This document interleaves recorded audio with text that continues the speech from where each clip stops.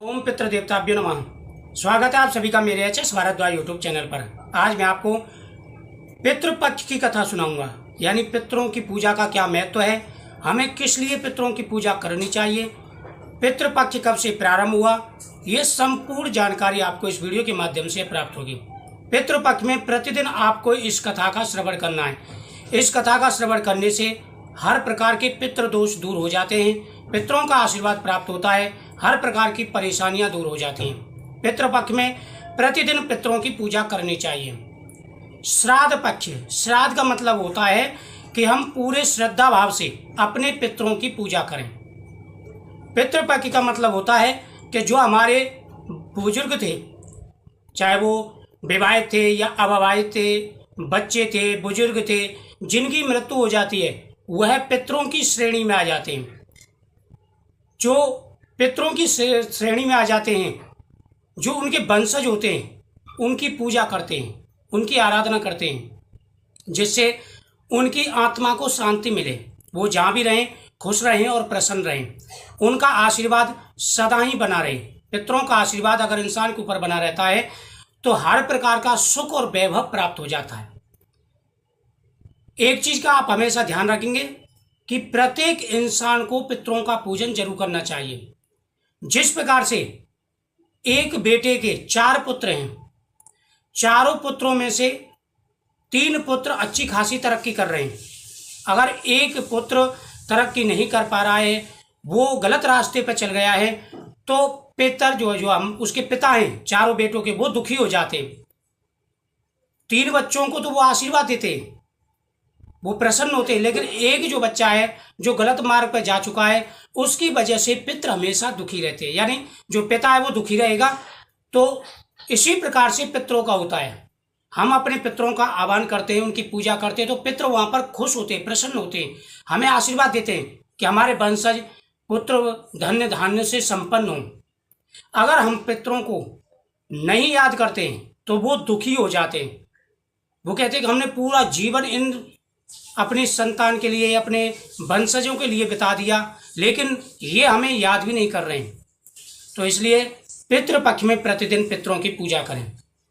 सबसे पहले आप सुबह उठते ही स्नान करने के बाद में सूर्य देव को अर्घ्य देंगे, उसके बाद में आप अपने इष्ट देवता का पूजन करेंगे, फिर आपको पितरों का पूजन करना है। पितरों का पूजन करना है, प्रतिदिन आपको तर्पण करना है। तर्पण बहुत ही जरूरी है, इससे पितृ तृप्त होते हैं। दूसरा, गौग्रास निकालना है आपको प्रतिदिन। तीसरा, भोजन अन्नदान इसमें बहुत ही जरूरी है। गौ का पूजन, देव पूजन, ये 5 पूजाएं बहुत ही जरूरी हैं। 1 लोटे में काले तिल, चावल, मीठा डाल के हाथ में कुसा लेकर के ओम सर्व पितृ देवताभ्यो तर्पयामि, आप घर पे भी कर सकते हैं किसी डोंगे में ये डाल करके, और पीपल वृक्ष पे भी आप डालें। पीपल वृक्ष पर प्रतिदिन दीपक जलाएं और प्रतिदिन आप परिक्रमा करें, वहां पर जो है आप पितरों के नाम से जल चढ़ाएं, ये बहुत ही जरूरी है। अब मैं आपको कथा सुनाने जा रहा हूं, इसको सुने। 2 कथाएं मैं आपको सुनाऊंगा। सबसे पहली जो कथा आती है वो आती है महाभारत से संबंधित। महाभारत काल का युद्ध हुआ तो कर्ण स्वर्गलोक पर गए, वहां पर उनको खाने के लिए सिर्फ सोना चांदी ही मिला। कर्ण बड़े परेशान हो गए, क्योंकि कहते हैं शास्त्रों के हिसाब से कहा जाता है इंसान जैसा कर्म करता है, दान पुण्य करता है, उसी प्रकार से उसको स्वर्ग में मिलता है। तो आदमी सोना चांदी तो खा नहीं सकता है। अब कर्ण परेशान हो गए, जहां देखे वहां सोना चांदी, जहां देखे वहां सोना चांदी। तो वह परेशान होकर के इंद्रदेव के पास गए। उन्हें कहा कि हे इंद्रदेव, ये बताइए कि मैं क्या खाऊं, मेरे खाने के लिए तो सिर्फ सोना चांदी ही आपने दिया है।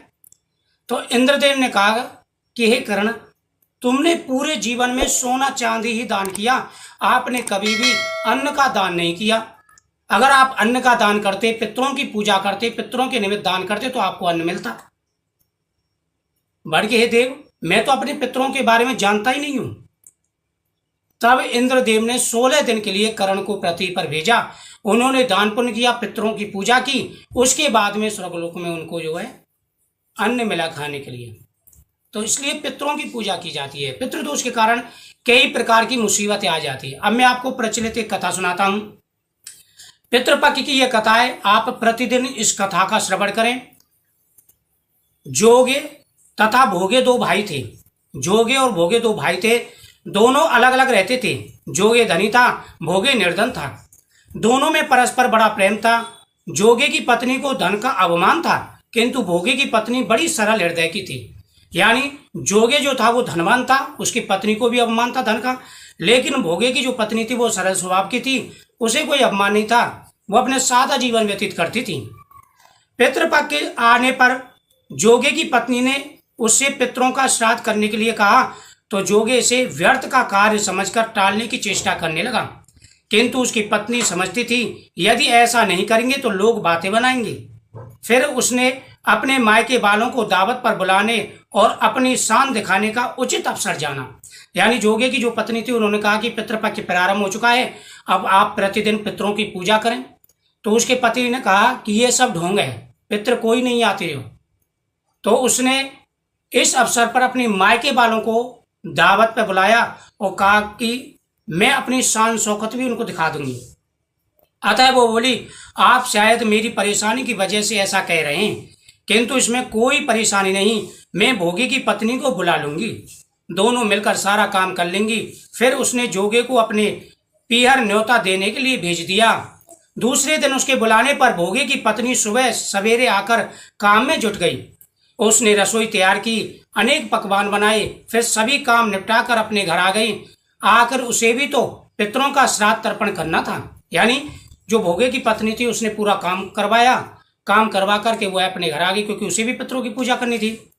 इस अवसर पर ना जोगे की पत्नी ने उसे रोका, ना वह रुकी। शीघ्र ही दोपहर हो गई, फिर पितर पृथ्वी पर उतर आए। जोगे भोगे के पितर पहले जोगे के यहाँ पर गए तो क्या देखते हैं, उसके ससुराल वाले वहां भोजन में जुटे हुए हैं। निराश होकर वे भोगे के यहाँ आए। वहां क्या है, मात्र पितरों के नाम पर आज्ञारी दे दी गई थी। पितरों ने उसकी राख चाटी, भूखी नदी के तट पर जा पहुंचे। यानी जोगे और भोगे के जो पितर थे वह वहां पर आए। तो जब ये वो जोगे के यहाँ पहुंचे तो देखते हैं कि उनके मायके वाले ही वहां पर भोजन कर रहे, पितरों की पूजा का कोई नाम ही नहीं है।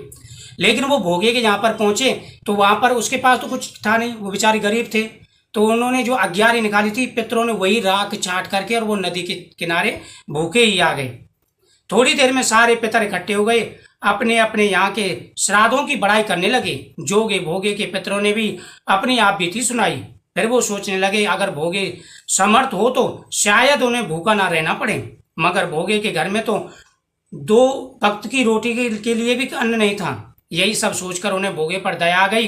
अचानक वे नाच नाच कर गाने लगे, भोगे के घर धन हो जाए, भोगे के घर धन हो जाए। यानी सभी पितर इकट्ठे हो गए, सभी आपस में विचार करने लगे कि देखो एक बेटा कितना अमीर है। यानी जब पितर भोजन करके जाते हैं तो वो इकट्ठे होते हैं। यहाँ पर जैसे कोई बात होती है तो सभी इकट्ठे होते हैं, इसी प्रकार से पितर भी इकट्ठे एकत्र होते हैं। वो अपने अपने घर वंशजों की बड़ाई करते हैं कि हमारे वंशजों ने इतना दान पुण्य किया, इतना पकवान बनाए। उसी प्रकार से वो बातें कर रहे थे। तो जोगे भोगे के जो पितर थे वो निराश थे। उन्होंने कहा कि हमारा जो जोगे है धनवान है, लेकिन उन्होंने कुछ नहीं किया। भोगे बेचारा गरीब है, अगर वो उसके पास धन होता तो वो जरूर करता। सभी ने कहा कि आप आशीर्वाद दो भोगे को जिससे उसके पास धन हो। पिता नाचने लगे और कहने लगे कि भोगे के पास धन हो जाए। सांझ होने को हुई, भोगे के बच्चों को कुछ भी खाने को नहीं मिला। उन्होंने माँ से कहा भूख लगी है। तब उन्हें टालने की गरज से भोगे की पत्नी ने कहा जाओ आंगन में हौदी रखी है, उसे जाकर के खोल लो और जो कुछ मिले बांट कर खा लो। बच्चे वहां पहुंचे तो क्या देखते हैं कि हौदी मोहरों से भरी हुई है। वे दौड़े दौड़े माँ बाप के पास पहुंचे और उसे सारी बातें बताई। आंगन में आकर भोगे की पत्नी ने यह सब देखा तो वह हैरान रह गई। जब वह वहां पर आई तो उसने देखा कि जो बच्चे थे उनके भूखे थे। वो करे माँ हमें भोजन चाहिए, कि पितरों ने उन पर कृपा कर दी थी। तो वो उन्होंने कहा कि जाकर के हौदी रखिए, वहां देख लो कुछ खाने के लिए पड़ा हो। तो जैसे वो बच्चे गए तो वो तो असरपियों से गिन्नियों से भरी हुई थी। वो अपनी माँ के पास आए, उन्होंने माँ से बताया कि माँ हमारी हौदी तो असरपियों से भरी हुई है। बच्चे वहां पहुंचे तो क्या देखते हैं कि हौदी मोहरों से भरी हुई है। इस प्रकार भोगे धनी हो गया, मगर धन पाकर वह घमंडी नहीं हुआ। दूसरे साल पितृपक्ष आया। श्राद्ध के दिन भोगे की स्त्री ने 56 प्रकार के भोग बनाए, ब्राह्मणों को बुलाकर श्राद्ध किया, भोजन कराया, दक्षिणा दी। जेठ जेठानी को सोने चांदी के बर्तनों में भोजन कराया। इससे पितृ बड़े प्रसन्न हो गए। यानी जब अगले साल पितृपक्ष आया तो भोगी की पत्नी ने बड़े धूमधाम से पितरों की पूजा की और जेठ जेठानी को भी बुलाया, सोने के बर्तनों में उनको भोजन कराया। वो भी अचंभित थे देख करके ये कैसे पैसे वाला हो गया। तो आप इस कथा को प्रतिदिन सुनेंगे और पितरों का पूजन प्रतिदिन करेंगे। इसके करने से आपकी सभी मनोकामनाएं पूरी होंगी। तो पितरों का आशीर्वाद बहुत ही जरूरी है। पुत्र, धन, सुख, समृद्धि सब कुछ प्राप्त होता है। तो इस वीडियो को ज़्यादा से ज़्यादा शेयर करें जिससे सबको पता चल सके। अगर आपके मन में कोई सवाल है तो कमेंट जरूर करें, मैं उसके ऊपर वीडियो जरूर बना करके आपको चैनल पर अपलोड करूंगा।